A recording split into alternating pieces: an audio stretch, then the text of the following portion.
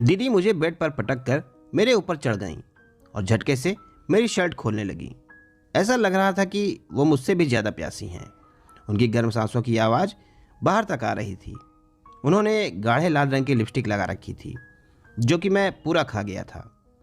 तभी उन्होंने झटके से मेरा मेरा नाम वरुण है। मैं अम्बाला का रहने वाला हूँ। मैं जॉइंट फैमिली में रहता हूँ। सबसे नीचे फ्लोर पर मेरे दादा दादी रहते हैं, बीच में मैं और मम्मी पापा, और सबसे ऊपर मेरे चाचा चाची। मेरे चाचा की शादी होने वाली थी तो घर पर बुआ भी आई हुई थी और पूरे 1.5 महीने बुआ हमारे घर पर ही रुकी थी। उनकी एक बेटी भी थी जो मुझसे 7 साल बड़ी थी। हालांकि वो थी तो मेरी दीदी, पर अचानक कुछ ऐसा हुआ कि दीदी और मेरी खूब जमती थी।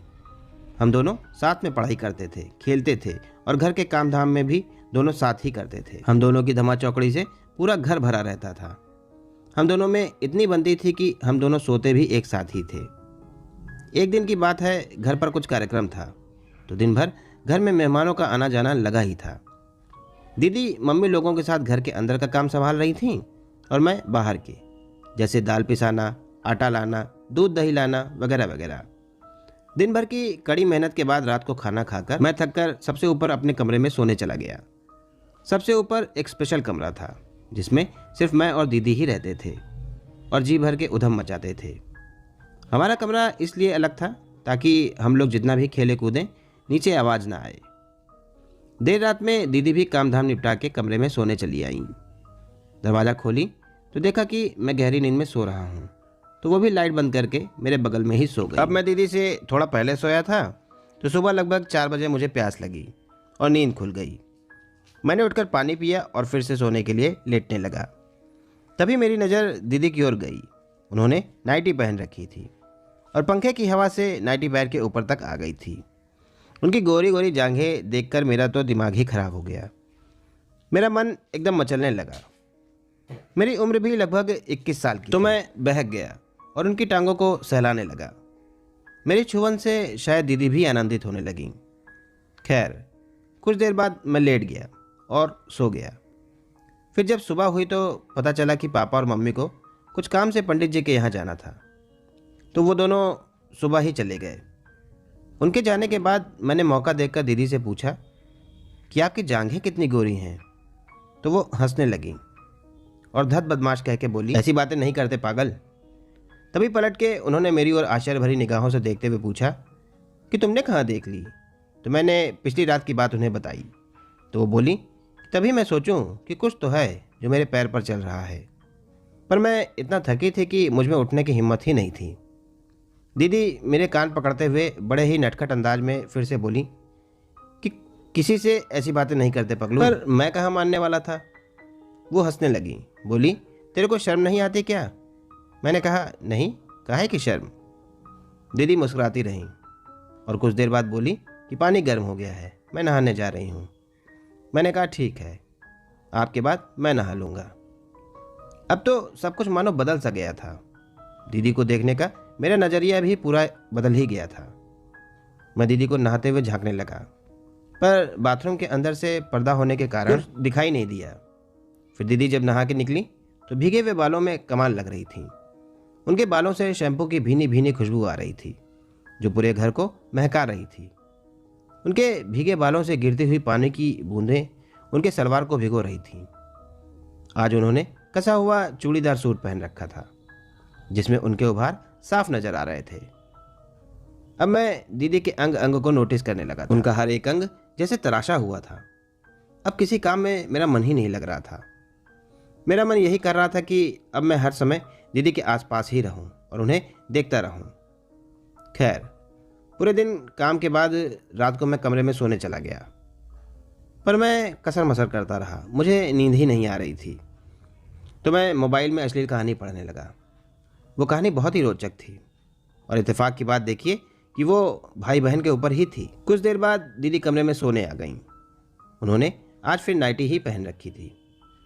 दरवाजे पर दस्तक होते ही मैं मोबाइल बंद करके सोने का नाटक करने लगा। दीदी हमेशा की तरह मेरे बगल में आके लेट गईं। मैं बार बार करवट बदल रहा था। फिर पता नहीं क्या हुआ, मुझे जैसे जन्नत मिल गई। रात करीब 3 बजे दीदी एकदम गहरी नींद में चली गई थी। मैंने मौका देख के दीदी की नाइटी उठा दी और फिर से उनकी गोरी जांघों को सहलाने लगा और धीरे धीरे सहलाते सहलाते मैं ऊपर की ओर बढ़ने लगा। पर तभी दीदी थोड़ा सा कसमसाई और अपने पैरों को आपस में रगड़ने लगी। मैं तुरंत सब छोड़ छाड़ कर लेट गया। फिर थोड़ी देर बाद मैंने ऊपर से नाइटी के अंदर हाथ डालकर दीदी के उभारों पर हाथ रख दिया और धीरे धीरे दबाने लगा। मुझे बहुत मजा आ रहा था और शायद दीदी को भी, पर मुझे कब नींद आ गई कुछ पता ही नहीं चला। अगले दिन मैं देर से उठा तो देखा कि दीदी नहा के तौलिए से अपने बाल सुखा रही थी। मैंने उठते ही उन्हें गुड मॉर्निंग कहा तो उन्होंने रिप्लाई देते हुए कहा, उठ गए साहब, कल बड़ी मेहनत किए थे ना, थक गए होगे। मैं दीदी की बात समझ गया कि उन्हें मेरी कल की हरकत के बारे में पता चल गया है शायद। मैंने अनजान बन के पूछा, कैसी मेहनत दीदी? तो वो मुस्कुराते हुए बोली कि मुझे सब पता है। ऐसा कहकर वो नीचे चली गई। अब मैं और बेचैन रहने लगा और रात को जब दीदी गहरी नींद में पहुंच जाती तो उनके अंग अंगों को मैं चुपके चुपके खूब प्यार करता। कभी उनकी जांघों को धीरे से चूम लेता तो कभी उनके उभारों को, कभी उनके होंठों पर धीरे से किस कर लेता तो कभी उनकी जुल्फों को अपने चेहरे को ढक लेता और उनकी खुशबू से प्रफुल्लित होता रहता। दीदी भी नींद में सिसकारी भरती रहती और अपनी टांगों को एक दूसरे के ऊपर रगड़ती और नींद में ही धीरे धीरे आ आह की आवाज़ निकालती रहती। अब पता नहीं वो नींद में रहती भी थी या यूं ही नींद का नाटक करती थी। खैर, कुछ समय बाद चाचा की शादी हो गई और दीदी के जाने का समय हो गया। दीदी जा रही थी तो मेरा दिल बहुत उदास हो गया था। उस दिन मैं सारा दिन कमरे में रोता ही रहा। तभी शाम को जाते वक्त दीदी मेरे पास आई और बोली कि चलती हूँ, अपना ख्याल रखना और तुम भी हमारे यहाँ आना। मैं बहुत उदास था। उन्होंने मुझे अपने गले लगाया और धीरे से मेरे कान में कहा, मैं भी तुझसे बहुत प्यार करती हूँ। और इतना कहकर वो चली गई। अब तो मेरा दीदी के बिना जीना और भी मुश्किल हो चुका था। मैं दिनों रात बस उन्हीं के बारे में सोचता रहता था। फिर गर्मी की छुट्टी में मुझे दीदी के घर जाने का मौका मिला और इस बार मैं सोच कर गया था कि इस बार मैं दीदी के साथ वो करके ही रहूँगा। मैंने दीदी को फ़ोन पर ही बोल दिया था कि मैं आऊँगा और इस बार हम लोग वो करेंगे। तो वो बोली कि बकवास मत कर गधे, कहकर मुस्कुराते हुए फ़ोन काट दिया। मैं जून में बुआ के घर पहुँच गया। गर्मी का दिन था। एक दिन जब सारे लोग दोपहर को सो रहे थे तो मैं और दीदी छत वाले कमरे में थे। उसमें कूलर लगा हुआ था। गर्मी बहुत थी और मैं और दीदी कैरम खेल रहे थे। खेलते खेलते मैंने दीदी से कहा कि आज अगर मैं जीत गया तो आपको मेरे साथ वो करना पड़ेगा। तो वो झटके में बोली, ठीक है। मेरी दीदी बहुत अच्छा कैरम खेलती हैं और वो जानती थी कि मैं उसे जीत नहीं पाऊंगा, तो उन्होंने हाँ बोल दिया था और आखिर में हुआ भी वही, मैं हार गया। मैंने सोचा कि अब तो ये मौका भी हाथ से गया। वो मेरे बालों में हाथ फिराते हुए मुझे चिढ़ाते हुए बोली, मज़ा आया खेल में लल्लू? मैंने दबे हुए शब्दों में उनसे कहा, आप नहीं जानती दीदी, उस दिन के बाद मैं आपको हमेशा याद करता रहता हूँ। ना ही पढ़ाई में दिमाग लगता है और ना ही खेलने में। दीदी, मैं आपके लिए पागल होता जा रहा हूँ और दिन दिन भर बस कमरे में बैठकर आपकी फ़ोटो देखकर रोता रहता हूँ और बार बार आपकी फ़ोटो को चूमता रहता हूँ। दीदी कुछ सोचने लगी। शायद उन्हें मेरे ऊपर तरस आ गया। वो बोली, किसी को कहेगा तो नहीं? मैंने कहा, नहीं दीदी, आपकी कसम।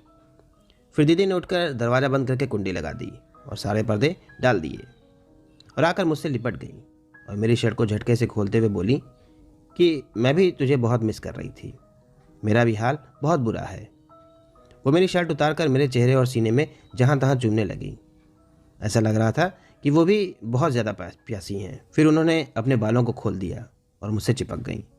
उन्हें पाकर मैं बहुत खुश हो गया और मैंने उस दिन उन्हें जी भर के प्यार किया। हमारी गर्म सांसें एक दूसरे से टकराने लगीं और हम दोनों में फिर सब कुछ हो गया। थोड़ी देर बाद दोनों लोग थक कर सो गए। फिर सबके उठने से पहले दीदी नीचे आकर सबके लिए चाय नाश्ता बनाने लगी। मैं 3 दिन वहाँ रुका था और हमने 3 दिन तक वो किया। कुछ महीनों बाद दीदी की एक अच्छे बड़े घर में शादी हो गई। शुरू शुरू में तो उनके बिना मुझे बिल्कुल अच्छा नहीं लगता था, पर आज 10 साल बाद मुझे ये एहसास हुआ कि मैंने बहुत ही गलत और गंदा काम किया है अपने जीवन में। ईश्वर मुझे कभी भी माफ़ नहीं करेगा। मैंने दीदी के यहाँ जाकर उनसे पैर छूकर अपनी हरकतों के लिए माफ़ी भी मांग ली थी। तो दीदी बोली कि कोई बात नहीं वरुण, जो हुआ सो हुआ, उसे भूल जाओ। हम दोनों ही जवानी के जोश में बहक गए थे और तुमसे ज़्यादा गलती तो मेरी थी, क्योंकि मैं तुमसे 7 साल बड़ी हूँ।